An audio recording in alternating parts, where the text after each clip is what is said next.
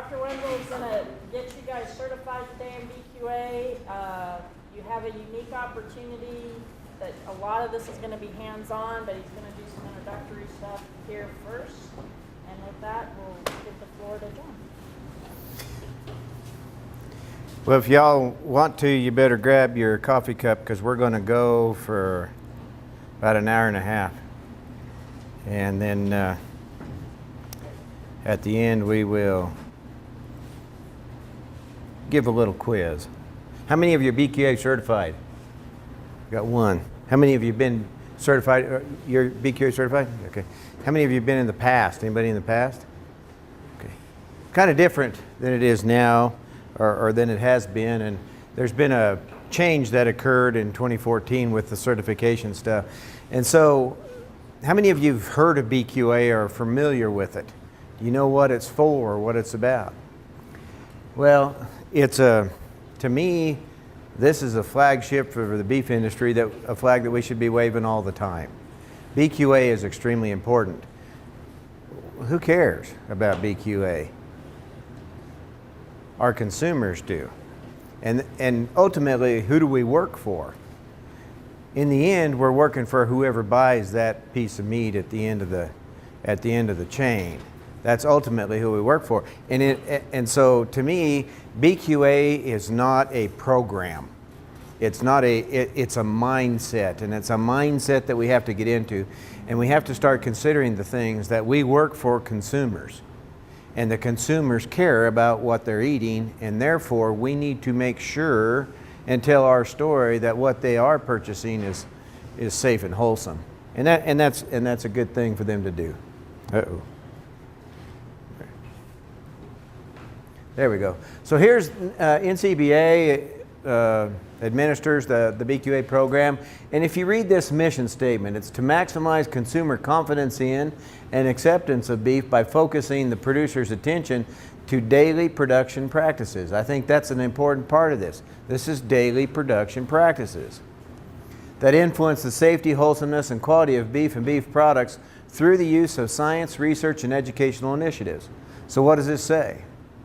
It says, as science tells us there's better ways to build the mousetrap, we need to adapt that mousetrap. We need to do things better when we learn how to do things better. We need to adapt those things. And here's the big point. They're concerned about the quality of the food they eat. Should they be asking those questions? Is it fair that a consumer asks where their food comes from? Yeah, it's fair. And I don't know how many of you are familiar with Bernie Rollins. He's a animal welfare, I don't know if you call him an activist or not. He's a very strong proponent for animal welfare, and on a national and world scale, and he's up at CSU. And the one thing, we were at a meeting and Bernie was talking about the beef industry, and he said this is an industry that should promote themselves. He said because of all the protein producers out there in the world, the beef industry does the best job. He said from an animal welfare standpoint, they do the best job, but they don't tell anybody about what they do. So we have to do that. Consumers want assurance that the product that we're giving them is safe and wholesome. There are a lot of misconceptions in the world today that lead consumers to question whether beef is safe and wholesome. And unfortunately, most of that is based on misinformation. And the consumer deserves the opportunity to learn about the food they're consuming, and that's okay. New Mexico started conducting BQA training in the early 1990s. There was a task force that was set up. Lots of agencies were involved in this, and allied industry, cattle growers, dairy producers, beef councils, all this were involved in setting up this BQA program. Beef Council is still the group that's behind BQA. Beef Council is who promotes BQA. So the question becomes, if the consumer's wanting to know this stuff, shouldn't we do better about telling them? Well, that's one part of it. The other part of this is we should be better about doing the things that assure safety and wholesomeness. And so the fact with those daily production practices, there are things that we can do that will increase the safety and wholesomeness, or at least assure consumers that the product is safe and wholesome. Why is it so important? From a consumer standpoint, this is my opinion only. You know, out here in New Mexico, most of us are cow-calf producers. And so we're sending calves to market, and that's pretty much what we do. We don't have a great big feeding industry in this state. We do run, you know, there's a fair amount of stockers that come on, but for the most part, we're cow-calf guys. So this is a personal bias that I have. I believe that as cow-calf producers, we have the opportunity to do things to calves that nobody else in the industry chain, the supply chain, has the opportunity to do. And therefore, in my opinion, it's our responsibility to do those things because we owe it to that consumer to do things to those calves that influence the health of that calf for the rest of their life. And that's something that we owe to those consumers. So here recently, if that's not enough reason for you, Tyson just came out with this letter. As of January 1st of 2019, if Tyson is going to procure your calves to go into their feeding system, you have to be BQA. They have to originate from a BQA certified production system. As of January 1st of 2019, they're going to instruct their calf buyers to not purchase calves from outfits that are not BQA certified. So that means this fall run calves. Because as of January 1st of 2020, at their harvest facilities, they will no longer accept cattle into their harvest facilities unless they originate from a BQA assessed feed yard. So what does that mean? Is Tyson a big player in our world? They're a big cog. What do you think JBS and some of these other outfits are going to do? They're going to follow suit because you know good and well that Tyson is going to wave this flag. All of our calves are produced from Beef Quality Assurance certified production systems. Well, if Tyson says that and JBS can't, what's going to happen?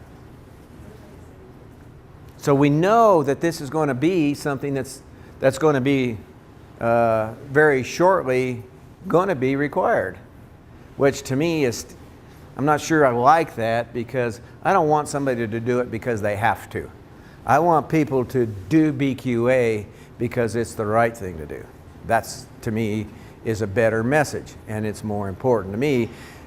It's never wrong to do the right thing, and that's what BQA is about, is doing the right things. So this is something that everybody needs to be aware of, that I think this is going to affect this fall run calves. If you cannot advertise your calves as being from a BQA certified deal, I think there potentially could certainly be less activity, especially if you video calves. If you look at IMI, I don't know how many of you use third-party verification systems, but I know in IMI's verification application now, they have a spot for your BQA certification number. And if that's not on there, and in fact, for Tyson, when those calves are delivered, they have to have a copy of your BQA certificate when you deliver those calves that go through video. So this is going to become a very important part of it. This is their deal. They want to source cattle from Beef Quality Assurance certified producers. That is the bottom line. So now there is an economic driver to be BQA certified. Okay? Oops, pitched the wrong thing. So here's the groups that help us start BQA. Livestock Board was a major player in this. Short time out while I fix this outfit.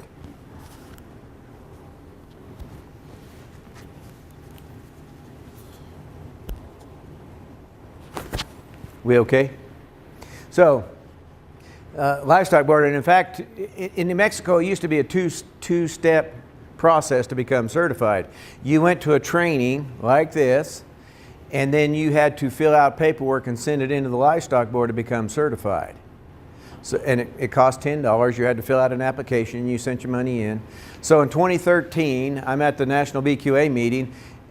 It was actually in early 2014 that I went to our national meeting, and they asked me, okay, every year a state has to give a report on how many producers are certified each year in your particular state. You know what my report was for 2013? 0. We had no people take the extra step and become certified, although we had trained over 300 producers. So that's why we revamped the system now. So the way it is now is Cooperative Extension runs this program, and it's like today, being at this training and taking the test at the end, you will become BQA certified and you will get your BQA number. Now in New Mexico, it's a little different than some states. We certify individuals, we don't certify cattle, we don't certify ranches, we certify individuals. So it's really important, especially on bigger outfits, that whoever runs the crews be certified and make sure that they train and require the employees that work underneath them to follow the practices that we suggest in BQA. And so it becomes, it's a very individual program, so to speak. And it's only as good as producers make it. This is a voluntary program. It is not mandatory. And so it's only as good as producers make it. Y'all remember the landmark meats cow? You remember seeing that video? Anybody in here? It hadn't been that long ago. I'm not that old. But if you remember, there was a video that hit the market about a cow that was mistreated over at Landmark Meats in California. Remember, they scooped her up with a front end loader and stuff. You remember that? You know, Landmark Meats never reopened because of that. And beef industry took a pretty good black eye because of that. Now, I will point out it was a Holstein, right? But the point of it is that it doesn't matter whether it's Holstein or beef cattle, because to the consumer, when it's sitting in a meat case, they don't know the difference. And so all aspects of the industries, including dairy producers, need to be aware of BQA because they are also in the beef industry.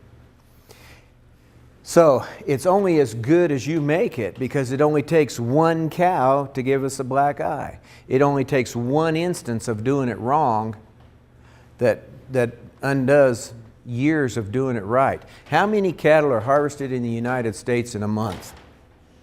Any idea? Anybody have an idea? 2.75 million per month. Roughly 36 million head of cattle are harvested in the United States in a year. So there's 36 million opportunities for us to screw it up. And if you think about it, there's lots more, because how many of those cattle went through market chains before they got to the harvest plant? How many of them went to this place and that place?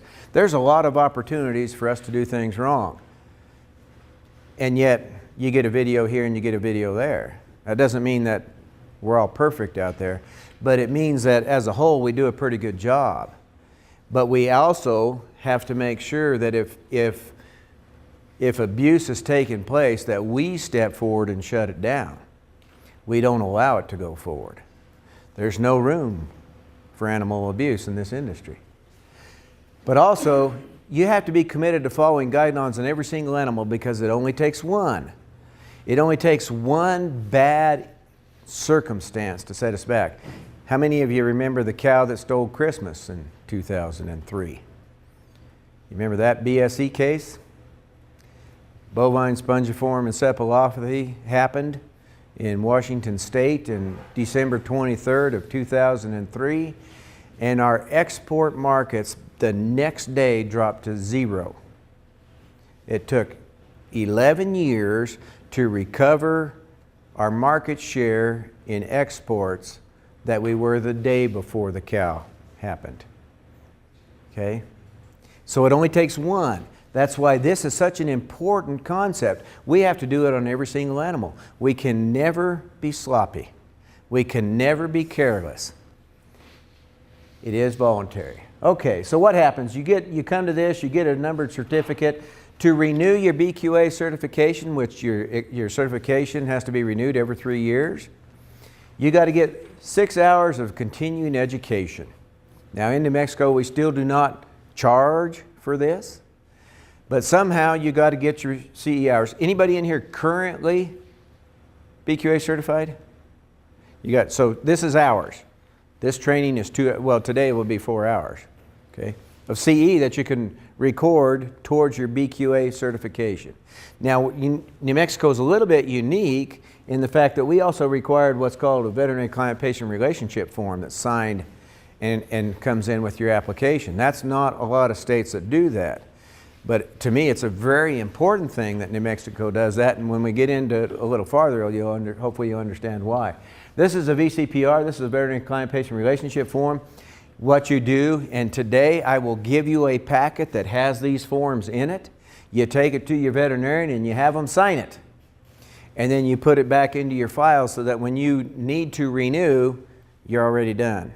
All you got to do is turn these forms in. This is a critical management plan, and this is a checklist of things that say, yes, I will strive to do those things. And there's simple things on here like you're going to keep records for 2 years of cattle that say you treat.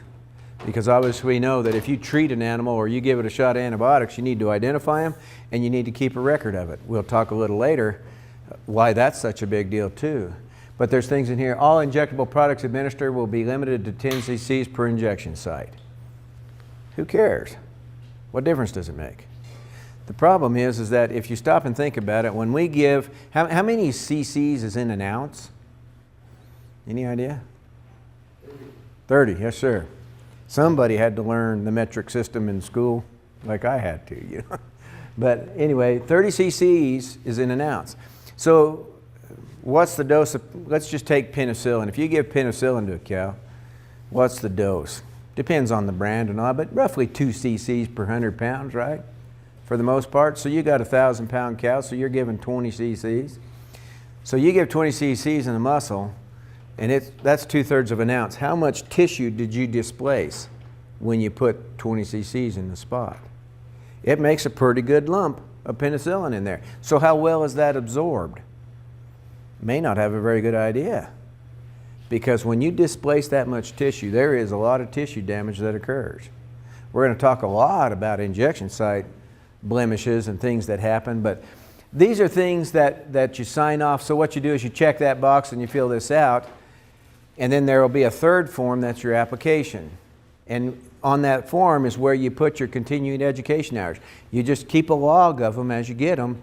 So these 3 forms, when your BQA certification expires, you send them back to the college. We'll send you a postcard saying, hey, you're fixing to expire. You know, everybody should have an expiration date, right? That you're going to expire. All you do is grab them forms, send them back in. You get to keep your same number, and you go right on with it. Okay? We certify the individual. Here, this is, you know, really, this is it.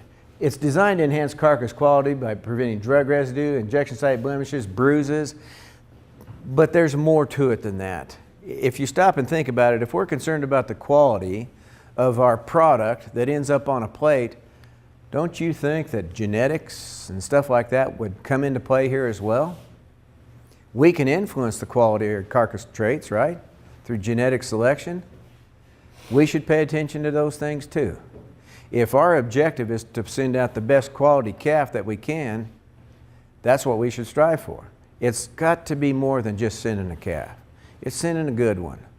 The things that help those consumers, because obviously we want consumers that buy a piece of beef out there somewhere to have a good eating experience when they do that.